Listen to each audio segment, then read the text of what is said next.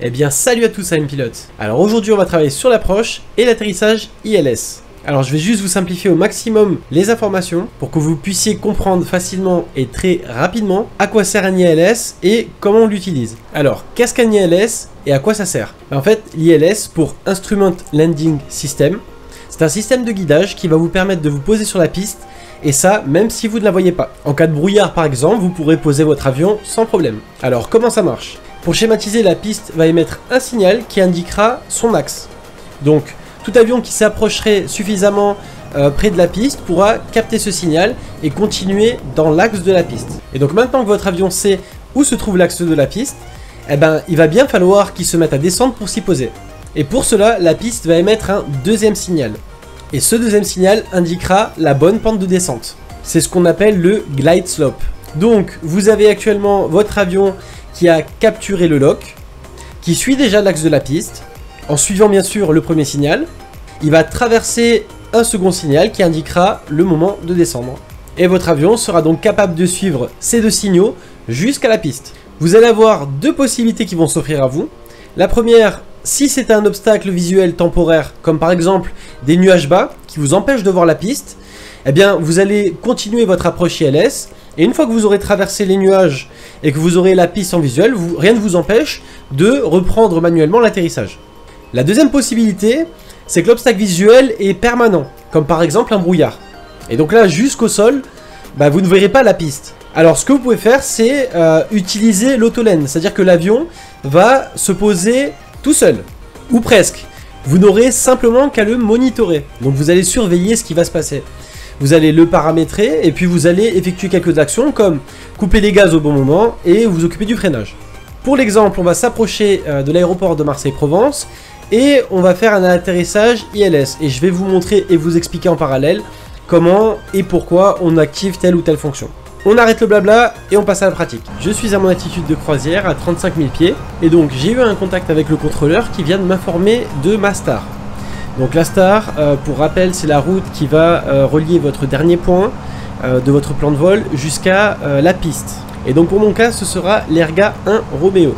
On va regarder la carte et en fait, vous voyez que la route ne mène pas directement jusqu'à la piste et que le point se termine par Rixi. Alors ce que je vais faire en premier, donc là maintenant j'ai trois choses à faire. Mais la première chose que nous allons faire, c'est que nous allons ici saisir dans destination LFML, donc Marseille-Provence. Je vais dans Arrival. Ici, ça va être une approche ILS, la piste 13 gauche. Et là, vous voyez que Yankee et Zulu. Alors Yankee et Zulu, vous verrez que sur la carte d'approche finale, c'est la même chose.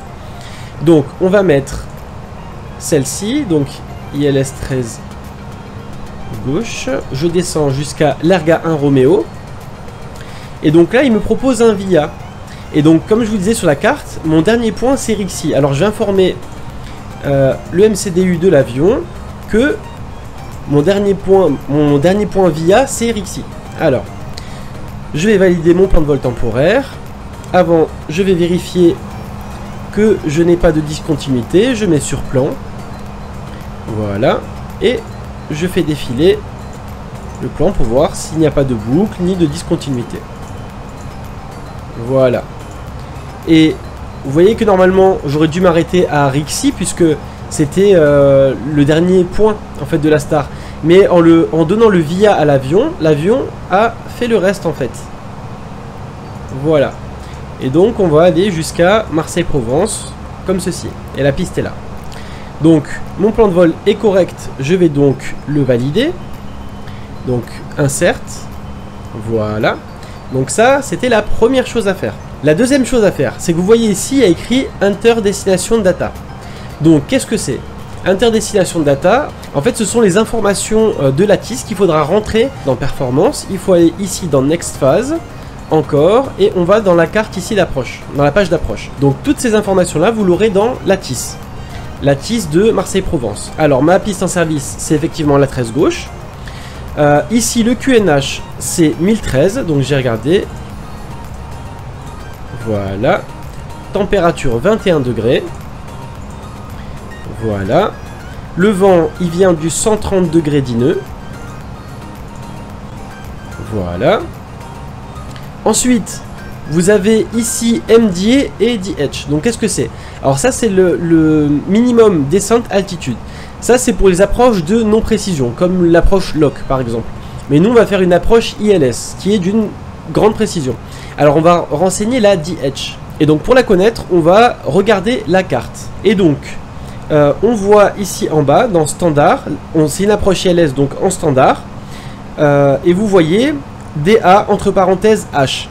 Donc, entre parenthèses, c'est le DH. Alors moi, ce qui m'intéresse, c'est pour la catégorie C, puisque l'Airbus A319 est de catégorie C. Et on obtient une hauteur de décision de 210 pieds. Donc je vais le rentrer ici, 210 pieds. Voilà. Alors là, c'est parfaitement configuré. Donc je peux appuyer sur Clear, ici, et revenir sur mon plan de vol. Il me reste une troisième chose à faire. Donc déjà, ici, je vais me remettre sur Arc. Voilà. Et là, je vais m'approcher de mon point de mise en descente. Alors, là, vous voyez que sur la carte, on a des informations, comme par exemple, la fréquence de l'ILS, de la tresse gauche, 110 décimales 3, et vous avez aussi la course 133 degrés. Ça, c'est l'avion, en entrant ces informations-là tout à l'heure, en sélectionnant la piste et l'approche ILS, l'avion l'a directement préprogrammé. Et je vais vous montrer tout à l'heure comment on pourra le voir. Et la deuxième chose, vous voyez au niveau de Zebra, vous avez 4000 pieds. Donc c'est l'altitude qu'il faudra conserver avant le point de mise en descente final. Alors là, c'est 4000 pieds. Alors ce que je vais faire, c'est que je vais sélectionner 4000 pieds. Et on va descendre en manager. Vous voyez, on s'approche ici. Là, je vais atteindre mon point de mise en descente. Le PFD va m'indiquer décélérate pour décélérer. Voilà. Donc là, il me dit décélérate. Alors ce que je fais, c'est que je prends ici, j'ai paramétré 4000 pieds. Et je vais pousser pour effectuer une descente managée. Et la descente managée, ce qu'il faut savoir, c'est que vous allez descendre en respectant toutes les contraintes d'altitude. C'est-à-dire que si vous ne devez pas dépasser une altitude, l'avion respectera ces restrictions. Et donc je vous avais dit qu'on avait trois choses à faire. La première, c'était d'entrer la star. La deuxième, c'était d'entrer dans la page performance les données de la TIS du terrain d'arrivée. Et la troisième, c'est qu'on va se rendre dans la page progress. Ici. Voilà. Et donc ça, c'était ma piste de départ. Donc je suis à 200 nautiques et je m'en éloigne. Voilà. Alors je vais mettre LFML, donc ça c'est Marseille-Provence, et la piste c'est 13 gauche. Voilà. Ici, voilà. Et là, on voit que la distance diminue parce qu'on s'en rapproche. Voilà. Et si jamais je suivais le cap 150, donc 149 degrés, eh ben je m'approcherai dans 135 nautiques, vraiment sur la piste, très proche de la piste. Maintenant, je vais vous montrer également autre chose. Donc je vais aller dans radio-navigation. Voilà. Et donc là, vous voyez que l'ILS a bien été entré. Donc 110 décimales 3. Et là, quand on va commencer, donc là on a déjà débuté notre descente, donc on va faire deux choses. C'est qu'on va activer le landing system ici. Et donc là vous voyez que la fréquence de l'ILS c'est bien affiché, 110 décimales 30. C'est bien la fréquence du terrain de la piste 13 gauche à Marseille-Provence. J'en fais de même pour le GPS du copilote, et je peux même me permettre le luxe de l'activer sur l'horizon artificiel. Voilà. Je vais en profiter pour vous dire un petit mot sur le DH. Vous voyez ici qu'on a paramétré tout à l'heure, donc là c'est 210 pieds. En fait, qu'est-ce que c'est? Donc ça c'est la hauteur de décision à laquelle vous devez avoir effectué toute votre checklist pour l'atterrissage, et que toutes les conditions sont favorables pour un atterrissage. Si jamais il vous manquait quelque chose à cette hauteur là, à 210 pieds au-dessus de la piste, eh ben, il faudra remettre les gaz et faire un go around, vous réadapter une nouvelle approche en vous préparant un peu mieux. Alors une autre information pour l'approche, donc comme vous l'avez vu tout à l'heure, j'avais parlé du lock et du glide stop. En fait, vous avez la possibilité de faire une approche de non précision, ce qui veut dire que la piste peut envoyer un signal pour signaler son axe. Et donc vous appuyez uniquement ici, donc je vais vous montrer. Ici vous avez un bouton qui s'appelle lock. Et donc le lock, si vous appuyez dessus, l'avion va se mettre à suivre le signal, mais uniquement dans l'axe, il ne descendra pas. Donc il pourrait continuer jusqu'à ce que vous n'ayez plus de carburant. Donc ce qu'il faudra faire, c'est que vous gérez vous-même la mise en descente et l'approche finale vers la piste. Ensuite, vous avez donc l'approche de précision qui est l'ILS. Eh ben, au lieu d'appuyer sur le lock, parce qu'en fait, ce qu'on pourrait faire, c'est appuyer une fois sur le lock, l'avion va capter le lock et ensuite appuyer sur approche. Et à ce moment-là, il capterait le deuxième signal de la pente de descente pour pouvoir descendre vers la piste. Et comme il s'agit là d'une approche ILS complète, je n'utiliserai pas le lock, mais l'approche. Puisque quand je vais activer ce bouton, il captera dans un premier temps le lock et dans un deuxième temps la pente de descente. Nous sommes à 18 000 pieds. Je vais demander au passager de retourner s'attacher. Je vais en profiter pour vous dire un petit mot sur l'approche phase. Alors, l'approche phase, je vais vous montrer. Donc ici, quand vous allez dans Perf, il y a un petit message en bleu avec Activate Approach Phase. Donc qu'est-ce que c'est?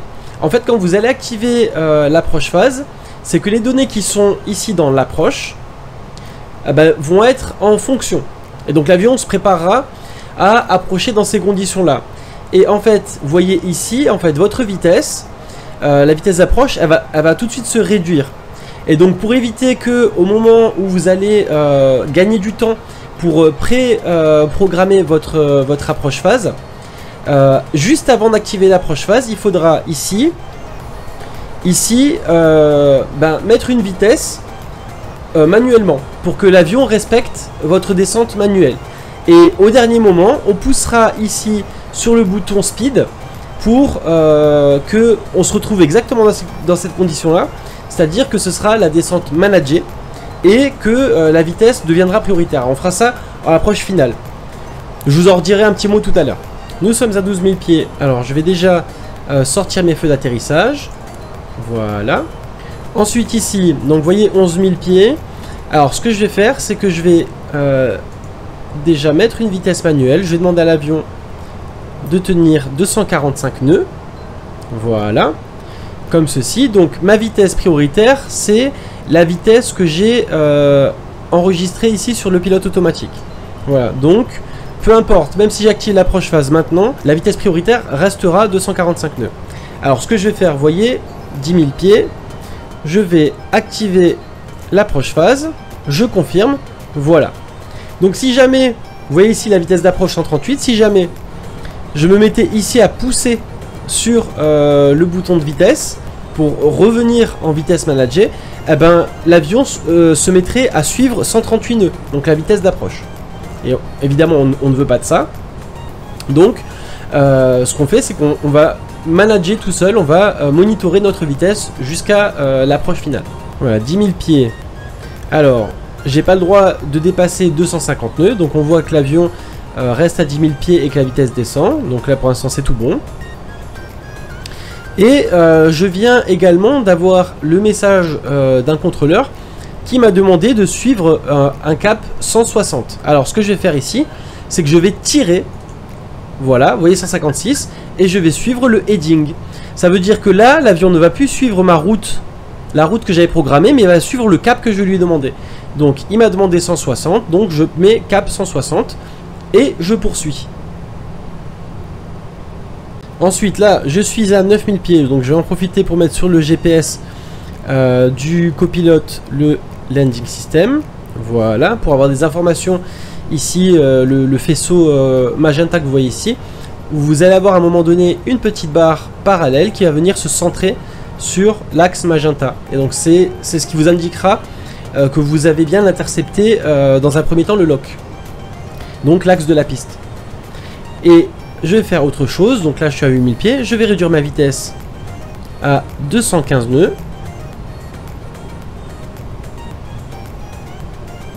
Voilà, je n'hésite pas à utiliser les speed brakes si besoin.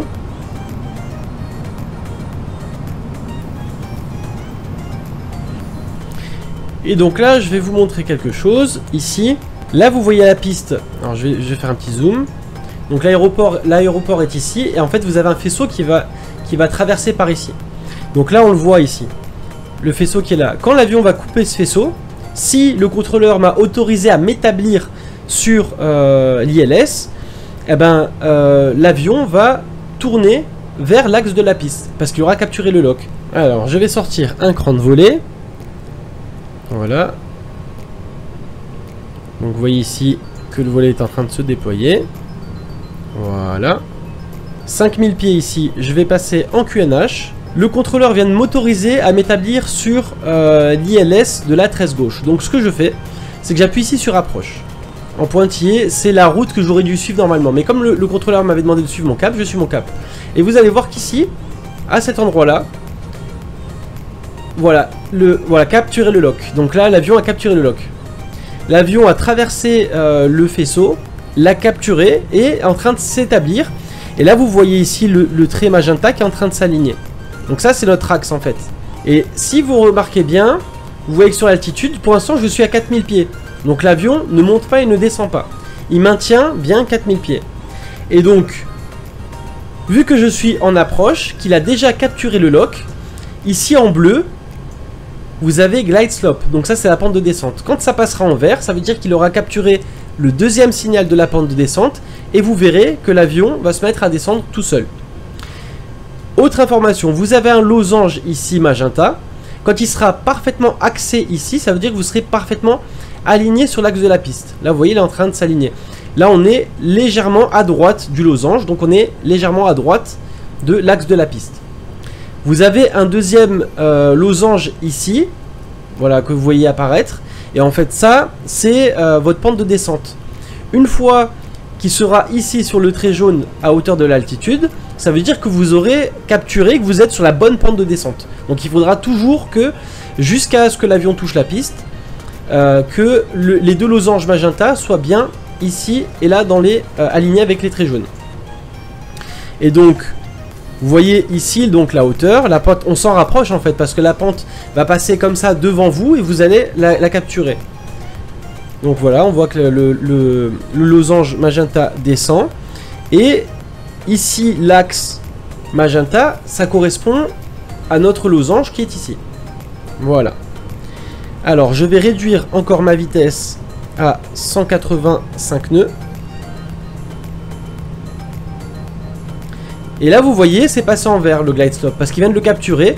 Et vous voyez que maintenant, l'avion descend tout seul.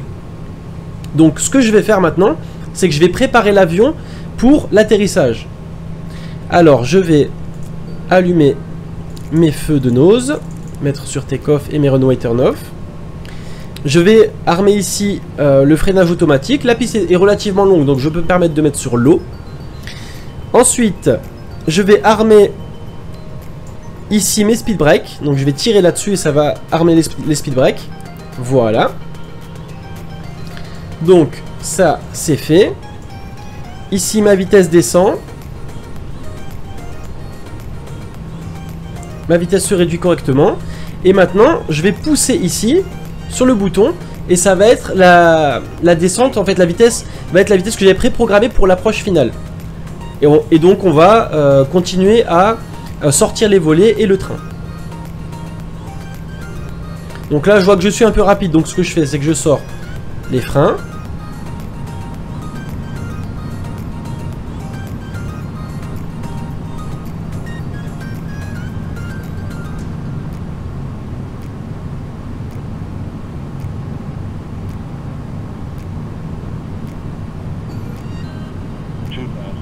Voilà, j'ai ma checklist ici. Donc il me demande landing gear, donc ça c'est le train atterrissage. On sort un deuxième cran de volet, le train atterrissage. On va demander aux hôtesses si les passagers sont prêts pour l'atterrissage. Donc c'est tout bon. On arme les spoilers de nouveau. Et on peut sortir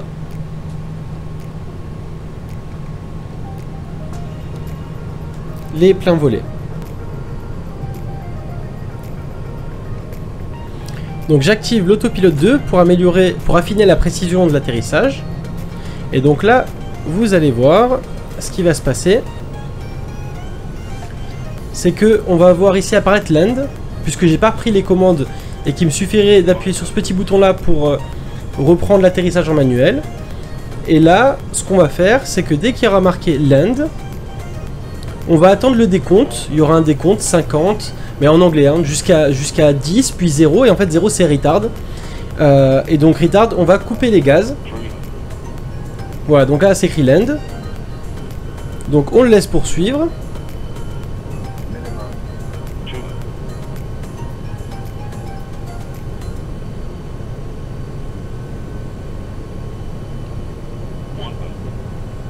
Voilà.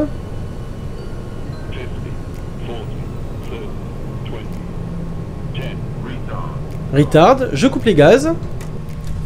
L'avion est posé, j'enclenche les reverses. Donc les inverseurs de poussée. Vous allez voir ici, ça va devenir vert. Ici, voilà, c'est devenu vert. Donc reverse green.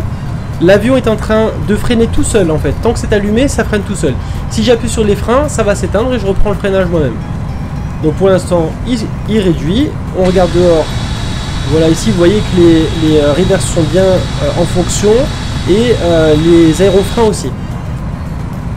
Voilà, donc là, je vais pouvoir arrêter les reverses et reprendre en accélérant un petit peu, puis sortir de la piste.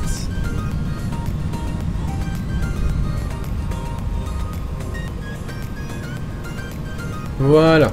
Donc, ce qui me reste à faire ici maintenant, c'est que comme on sort de la piste, on n'a plus besoin des feux d'atterrissage. Ici, on était sur take-off, donc on va mettre sur taxi, les feux de nose. On va allumer ici l'APU. Voilà, le volet est ouvert, je vais pouvoir mettre start. Voilà, ça me permettra de pouvoir couper les moteurs sans attendre qu'on ait le GPU et continuer à avoir de l'électricité. Voilà, les aérofreins sont bien rentrés et donc on va poursuivre jusqu'à notre porte.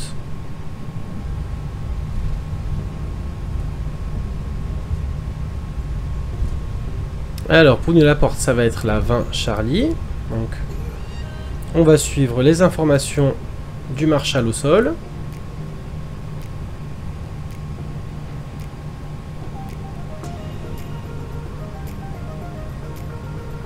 Voilà, donc je m'approche, je suis les instructions.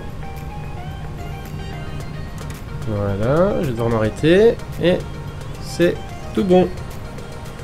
Voilà, donc je vais mettre le frein de parc ici. Voilà, l'APU est disponible, je peux couper moteur numéro 2, moteur numéro 1. Voilà. Donc là, on va voir les passerelles qui vont arriver et on va libérer les passagers.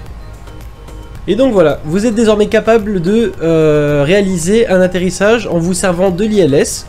Si vous avez des questions, n'hésitez pas. Si cette vidéo vous a plu, un petit pouce bleu et n'hésitez pas à vous abonner. Ça fera toujours plaisir, c'est encourageant. Je reviens rapidement avec une approche AirNav, un peu dans le même style que celle que j'ai faite pour celle-ci. Et puis je vous retiens pas plus longtemps et je vous dis à très bientôt. Ciao.